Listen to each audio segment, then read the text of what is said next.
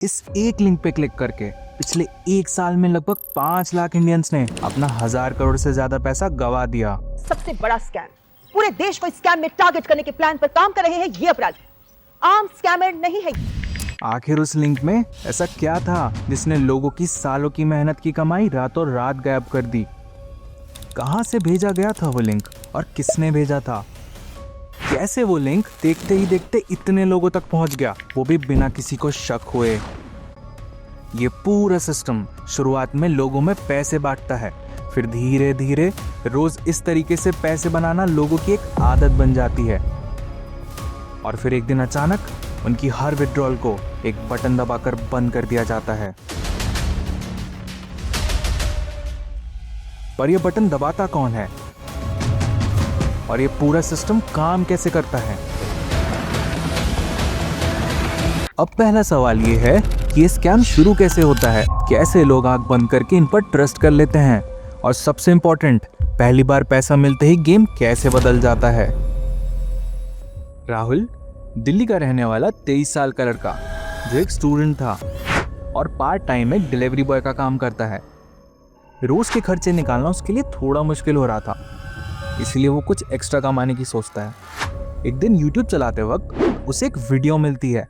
Video में easy plan नाम का एक ऐप के बारे में बताया जाता है जो सिर्फ कुछ ही पैसे लगाकर रोज का 300 देने का वादा करता है। राहुल ट्राई करने के लिए एक बार उस ऐप में इन्वेस्ट करके देखता है और अगले ही दिन उसके वॉलेट में 300 ऐड हो जाते हैं और बस वही मोमेंट राहुल की जिंदगी बदल कर रख देता है। उन प्रॉफिट्स को देखकर पहले तो वो शॉक हो जाता है।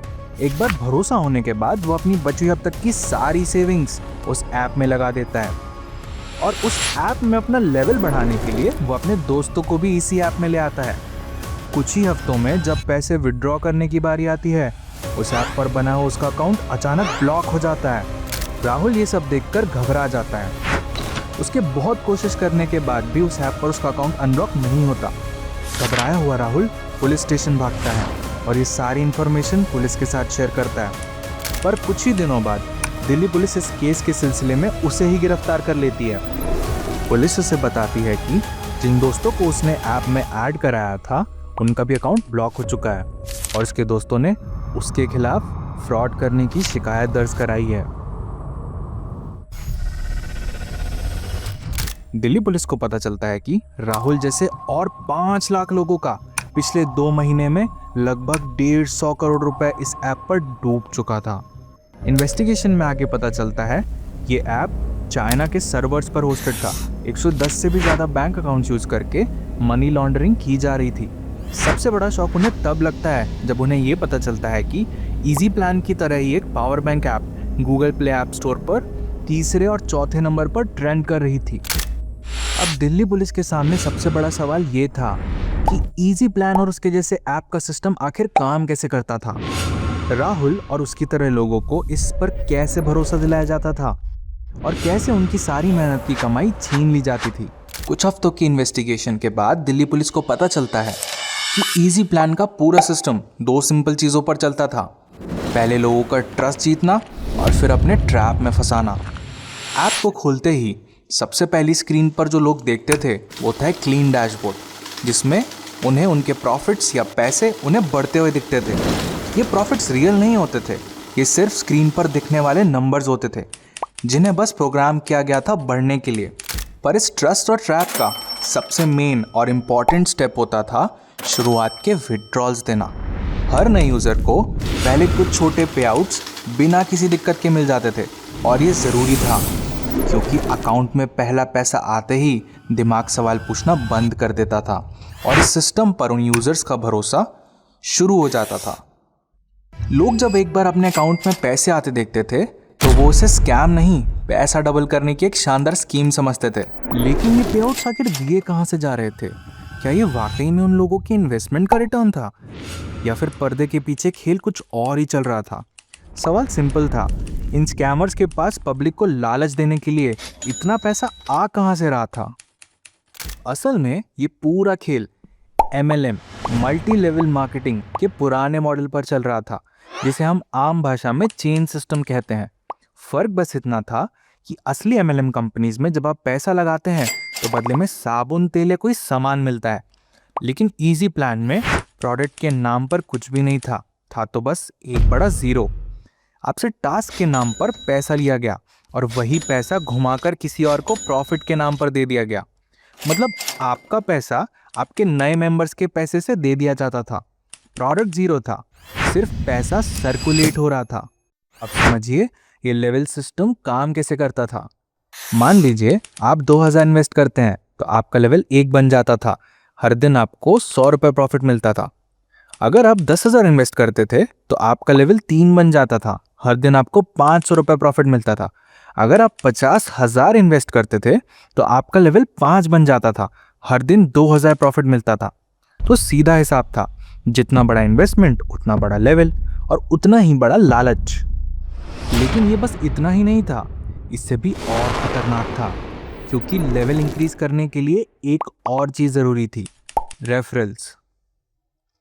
अगर आप अपने 5 दोस्तों को ऐप में ऐड करते हो तो आपका लेवल एक्स्ट्रा बढ़ता था, आपके प्रॉफिट्स डबल हो जाते थे और उन्होंने जो भी पैसा इन्वेस्ट किया है उस सबसे कमीशन आपको भी मिलता था। मतलब अब आपका लेवल 5 से 6 बन गया। अब डेली प्रॉफिट 3,000 का था, सिर्फ इसलिए क्योंकि आपने 5 लोग जोड़े थे। अगर उन 5 लोगों में से हर एक ने 5 दोस्तों को जोड़ा तो आपका लेवल 7 बन गया। डेली प्रॉफिट 5,000 से ज्यादा हो गया। सब लोगों का पैसा घुमा फिरा के आपके अकाउंट में आ रहा था। यही था लेवल सिस्टम, जिसे चेन सिस्टम भी कहते हैं। जितने लोग जोड़ोगे उतना लेवल बढ़ेगा। लेकिन बेचने के लिए कुछ था ही नहीं। इन ऐप्स का गेम प्लान बिल्कुल सिंपल पर खतरनाक था। यूजर रोज सुबह उठकर अपना फोन चेक करता और वहां नंबर्स बढ़ते हुए दिखते। उसके दिमाग में सिर्फ एक ही बात चलती थी, पहले हजारों कमाऊंगा, फिर उन्हीं पैसों से लाखों। लेकिन पिक्चर का असली क्लाइमैक्स तब आता है जिस दिन यूजर कोई बड़ा अमाउंट विड्रॉ करने जाता है। बटन दबाते ही ट्रांजैक्शन फेल्ड और अगले ही पल अकाउंट ब्लॉक। ये कोई टेक्निकल ग्लिच नहीं था, ये उसी मास्टर प्लान का हिस्सा था। और सबसे बड़ा सदमा तब लगता है जब पता चलता है कि सिर्फ उस एक यूजर का अकाउंट ब्लॉक नहीं हुआ, बल्कि जिन भी लोगों को उसने अपने भरोसे पर ज्वाइन करवाया था उन सब का अकाउंट्स भी फ्रीज हो चुका है। सोचिए उस इंसान की हालत। पैसे तो गए ही, साथ साथ अब रिश्तेदारों और दोस्तों ने भी उसको ही चोर समझना शुरू कर दिया। वो बेचारा खुद इसका शिकार था, पर अपनों की नजरों में वो खुद एक मुजरिम बन गया। और जब तक लोग पुलिस के पास जाने की सोचते तब तक गेम ओवर। जिस दिन आपके पास करोड़ों का फंड जमा हो जाता था वो रातों रात हवा हो जाती थी। वेबसाइट बंद, सर्वर शट डाउन और सारे टेलीग्राम ग्रुप्स डिलीट। सब कुछ गायब, जैसे कभी कुछ था ही नहीं। यही था इजी प्लान का पूरा मास्टर प्लान। फेक प्रॉफिट्स दिखाओ, फिर लोगों का भरोसा जीतने के लिए छोटे विड्रॉल्स दो, उनसे बदले में बड़ा इन्वेस्टमेंट लो। अच्छा इन्वेस्टमेंट आ जाने पर उनका अकाउंट ब्लॉक कर दो और फिर जब एक बार करोड़ों का पैसा इकट्ठा हो जाए तो रातों रात गायब हो जाओ। लेकिन इस पूरे खेल का असली रिमोट कंट्रोल आखिर किसके पास था? पुलिस को लोकल एजेंट्स तो मिलने शुरू हो गए थे, पर मास्टरमाइंड अभी भी गायब था। आखिर वो कौन सा चेहरा था जो 4,000 किलोमीटर दूर चाइना में बैठकर हिंदुस्तान के लाखों लोगों की जेब और जिंदगी दोनों कंट्रोल कर रहा था? सर्वर लॉक्स को खंगालते हुए पुलिस की नज़र एक नाम पर अटक गई। ये आदमी चाइना के ग्वांगझाओ शहर से ऑपरेट कर रहा था और वहीं से बैठे बैठे इंडिया की इकोनॉमी में सेंध लगा रहा था। इसके बाद जो सच सामने आया वो सचमुच बहुत डरावना था। पुलिस को पता चलता है कि इजी प्लान तो बस एक शुरुआत थी। लीवे के पास ऐसी कई ऐप्स की फैक्ट्री थी। उनका मकसद साफ था, इंडिया के आम लोगों को अपनी इन्वेस्टमेंट सर्विस के मायाजाल में फंसाकर उन्हें लूटना। आगे इन्वेस्टिगेशन में और खुलासा होता है ये सिर्फ एक ऐप नहीं थी, वहाँ चाइना की बिल्डिंग्स में इसी तरह की पूरी स्कैम फैक्ट्री चलाई जा रही थी। उनके पास बने बनाए रेडीमेड टेम्पलेट्स होते थे, मॉडल वही रहता था, बस ऐप का रंग बदलो, नया लोगो लगाओ, नाम चेंज करो और इंडिया में दोबारा लॉन्च कर दो। Cut copy paste. लेकिन दिल्ली पुलिस ने इस नेटवर्क की जड़ पकड़ ली थी। उन्होंने इजी प्लान और पावर बैंक जैसे बड़े नेटवर्क्स को ध्वस्त कर दिया। इस रेड में इंडिया में बैठे 11 मास्टरमाइंड्स गिरफ्तार हुए और सबसे शर्मनाक बात, इसमें 2 चार्टर्ड अकाउंटेंट्स यानी सीएस भी शामिल थे जो अपने ही देश के लोगों को लूटने में उनकी मदद कर रहे थे। हालांकि इस पूरे खेल की एक की प्लेयर, एक मिस्टीरियस तिब्बतन महिला पुलिस के पहुंचने से पहले ही फरार हो चुकी थी। जून 2021 आते आते इजी प्लान और पावर बैंक जैसे बड़े नाम मिटा दिए गए, पर इन्वेस्टिगेशन में पता चलता है कि ये तो बस आइसबर्ग का टिप था। पर्दे के पीछे 100 से ज़्यादा ऐसी ही ऐप्स एक्टिव थी जो अभी भी लोगों को लूट रही थी। गवर्नमेंट इंटरवीन करती है, मामला हाथ से निकल चुका था। गूगल को सख्त निर्देश दिए गए, पॉलिसीज बदली गई, सर्वर्स ब्लॉक हुए और ये ऐप्स धीरे धीरे दम तोड़ने लगी थी। उस वक्त लगा था कि शायद जीत हमारी हुई है, पर क्या सच में? क्या वो क्रिमिनल दिमाग जो ये चला रहा था वो शांत बैठ गया, या उसने लूटने का कोई नया और इससे भी ज़्यादा खतरनाक तरीका ढूंढ निकाला? सबको लगता है इजी प्लान जा चुका है तो गंदगी साफ हो गई, पर सच ये था शिकारी मरा नहीं था, उसने बस अपना शिकार बदल लिया था। कुछ ही महीनों बाद पता चलता है कि यही पूरा सिस्टम न्यूजीलैंड पहुंच चुका है। वहां भी वही कहानी दोहराई जाती है, वही बैठे बैठे रोज कमाने का झूठ, वही पहले विड्रॉल का भरोसे का जादू। ये सबूत था कि चाहे इंडिया हो या न्यूजीलैंड, इंसानी दिमाग को हैक करके मैनिपुलेट करना आज भी बहुत आसान है। बस कुछ ही महीनों में वहां भी करोड़ों की लूट मच गई। ये सब होते देख वहां की एजेंसी FMA ने इस पर जांच शुरू की। जब सारे तार जुड़े तो नतीजा वही निकला, सेम वही मॉडल, सेम लालच और सेम धोखा। FMA ने तुरंत उनके नागरिकों के लिए रेड अलर्ट जारी किया कि ये कंपनी असली नहीं है, ये बस बड़े बड़े ब्रांड्स का नाम और लोगो चोरी करके लोगों को बेवकूफ बना रही हैं। इन सबसे एक डरावना सच सामने आता है, ये स्कैमर्स कभी भी रुकते नहीं थे। ये बस अपना डिजिटल मास्क बदल के नई वेबसाइट, नया नाम और नया देश चुन लेते थे और फिर वही लूट दोबारा शुरू करते थे। मतलब ये स्कैम कभी मरता ही नहीं था, वो सिर्फ ट्रैवल करता था। दिल्ली से शुरू हुआ ये वायरस न्यूजीलैंड तक जा पहुंचा था, पर किसको पता था घूम फिर कर ये खतरा वापस इंडिया के दरवाजे पर दस्तक देने वाला था। इंडिया में ये ऐप्स अब लगभग गायब हो चुकी थी, माहौल शांत हो गया था, लेकिन ये शांति शायद तूफान से आने के पहले की चेतावनी थी। पर्दे के पीछे कुछ ऐसा पक रहा था जो पिछले स्कैम को भी छोटा बना देता। जिन लोगों को लगा कि बुरा वक्त बीत गया है, उन्हें अंदाजा भी नहीं था कि असली बुरा वक्त तो अब शुरू होने वाला था। क्योंकि सवाल ये है, क्या वो सच में सेफ थे या उनका ये खुद को सुरक्षित मानना सिर्फ उनका एक बहुत बड़ा भ्रम था। से पहले 2024 में तमिलनाडु में स्थित पुडुचेरी में एक नया धमाका हुआ। एक के बाद एक 530 FIR दर्ज हुई। वजह थी एक नई ऐप OAG। नुकसान लाखों करोड़ों का, वादे वही पुराने थे, 2000 पे 100 और 20,000 पे 700। शुरुआत में भरोसा जीता गया, 2 महीने तक पेमेंट्स मक्खन की तरह लोगों तक पहुंचे। लोगों को लगा कि फाइनली उनकी लॉटरी लग गई है, लेकिन स्क्रिप्ट का क्लाइमैक्स फिर से वही था। पहले आया वही सेम मैसेज कि सर्वर एरर हो गया है और कुछ टेक्निकल ग्लिच है। फिर विड्रॉल्स बंद हो गए धीरे धीरे और फिर रातों रात कंपनी हवा हो गई। गुनहगार वही पुराना सिस्टम था, बस नया नाम लेकर आया था। OAG के यूजर्स वहीं खड़े रह गए जहां कुछ साल पहले इजी प्लान के विक्टिम्स खड़े थे। पुलिस को पता चलता है कि OAG अकेला नहीं है, उसके पीछे 100 से ज्यादा ऐप्स का एक नया जाल इंडिया में फैल चुका है और इस बार इन्हें प्ले स्टोर की जरूरत नहीं थी। इन्होंने एक कभी न बंद होने वाला दरवाजा ढूंढ लिया था। ये ऐप्स और वेबसाइट सीधे टेलीग्राम चैनल्स, इंस्टाग्राम एड्स और यूट्यूब वीडियोस के जरिए लोगों के फोन में घुस रहे थे और लोगों को फंसाने के लिए इन्होंने सबसे बड़ा दाव खेला। इन्होंने इंडिया के सबसे भरोसेमंद और सबसे बड़े ब्रांड्स का हिस्सा होने का दावा भी किया, जैसे Havells, LG, Britannia, Swiggy, Blinkit और MRF। इन्होंने इन ब्रांड्स की हमशक्ल हूबहू वेबसाइट की आम आदमी फर्क पाए।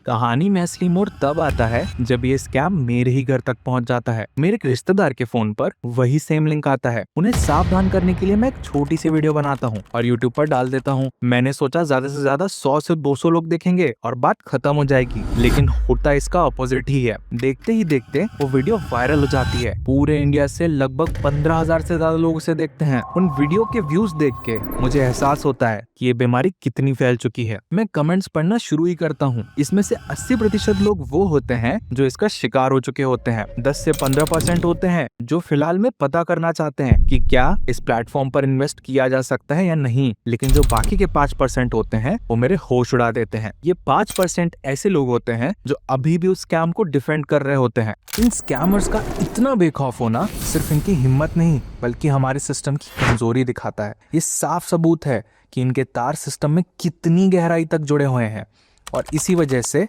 आज हमारे सामने एक सबसे बड़ा और आखिरी सवाल खड़ा है। सवाल ये है क्या इतिहास खुद को दोहराएगा? क्या इस बार भी हमारे देश का आम आदमी अपनी मेहनत का पैसा इन विदेशी चोरों के हवाले कर देगा, या फिर कहानी कुछ और होगी? सच तो ये है कि इतिहास सिर्फ खुद को दोहरा नहीं रहा है, बल्कि ये चोर अब हमसे 2 कदम आगे निकल चुके हैं। अगर आपको लगता है कि स्कैम सिर्फ फोन की स्क्रीन तक ही सीमित है, तो आप बहुत बड़ी गलतफहमी में हैं। स्कैमर्स अब डिजिटल दुनिया से बाहर आ चुके हैं। मुंबई के टॉरस ज्वेलरी का केस ही देख लीजिए, वहां कोई ऐप नहीं था। स्कैमर्स ने शहर के बीचों बीच एक असली शोरूम खोला, लोगों को असली हीरे दिखाए ताकि लोगों को भरोसा जीता जा सके। लोगों ने सोचा दुकान असली है तो पैसा भी सेफ ही रहेगा, पर नतीजा वही था। रातों रात शोरूम बंद हो जाता है और मालिक हजारों करोड़ों लेकर गायब हो जाता है। दोस्तों, टॉरस स्कैम की गहराई इतनी ज्यादा है जो आप सोच भी नहीं सकते। इसके लीगल लूप होल्स और डायमंड्स का खेल ऐसा है कि वो समझाने के लिए मुझे एक अलग वीडियो बनाना पड़ेगा। और अगर आप चाहते हैं कि मैं टॉरस स्कैम पर एक डिटेल्ड केस स्टडी लेकर आऊं, तो कम से कम इस वीडियो पर 10,000 लाइक्स जरूर करिएगा। अगर 8,000 लाइक्स भी आ गए तो अगली वीडियो उसी पर होगी। लेकिन आज के लिए सच ये है, चाहे ऐप हो या कोई शोरूम, स्कैम वापस इसलिए आता है क्योंकि एप्स डिलीट हो सकती हैं, शोरूम मिट सकते हैं, पर इंसान का लालच नहीं। तो आखिरी सवाल सिस्टम से नहीं, खुद आपसे है। जब अगले स्कैम का लिंक आपके फोन पर बजेगा, तो क्या आप ब्लॉक बटन दबाएंगे या फिर थोड़ा सा कमाने के लालच में एक बार फिर शिकार बन जाएंगे? फैसला आपका है।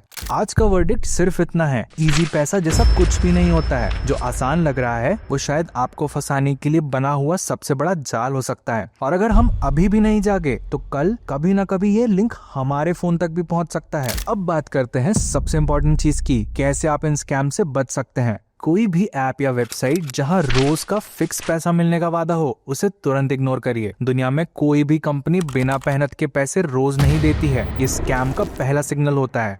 व्हाट्सएप, टेलीग्राम, इंस्टाग्राम या यूट्यूब से मिले हुए किसी भी अर्निंग लिंक पर कभी क्लिक मत करिए। आजकल 90% स्कैम्स इसी तरह स्प्रेड होते हैं। जो चीज पूरे देश में वायरल होती दिखे उससे दूर रहो। तीसरा, किसी भी ऐप में अपना पैसा तब तक मत लगाओ जब तक उसके पीछे कौन है ये क्लियरली ना पता हो। अगर कंपनी का एड्रेस, कस्टमर केयर या असली डिटेल्स ना मिले तो समझ लो कुछ गड़बड़ है। चौथा और सबसे जरूरी, अपने दोस्तों या रिश्तेदारों के कहने पर कभी कोई इन्वेस्टमेंट मत करो। उन्हें शायद पहले थोड़ा पैसा मिला हो, पर सिस्टम का असली झटका बाद में लगता है। पहले वेरीफाई करो, उसके बाद ही उन पर ट्रस्ट करो। बस इन 4 चीजों को फॉलो कर लोगे तो 90% स्कैम से बच सकते हो। अगर आपको लगता है कि ये वीडियो किसी एक आदमी को भी इस स्कैम से बचा सकती है तो इसे जरूर शेयर करो। हो सकता है आपके एक शेयर से किसी का लाखों रुपए का नुकसान बच जाए। और अगर आप चाहते हो कि आपके फोन तक ऐसे स्कैम्स का सच सबसे पहले पहुंचता रहे तो चैनल जरूर सब्सक्राइब कर लो। मैं आपके लिए ऐसे ही स्कैम्स का सच सबसे pहले लेकर आता रहूंगा, ताकि कोई भी लिंक, कोई भी प्रॉमिस कभी भी आपके परिवार को दोबारा नुकसान ना पहुंचा पाए। वीडियो खत्म होता है, पर सतर्क रहना कभी खत्म मत होने देना। इसी के साथ I am signing off. Slam, your देश का guard, your public का voice, truth high choice, that's our noise. Scam से बचना हमारा aim, scam check, remember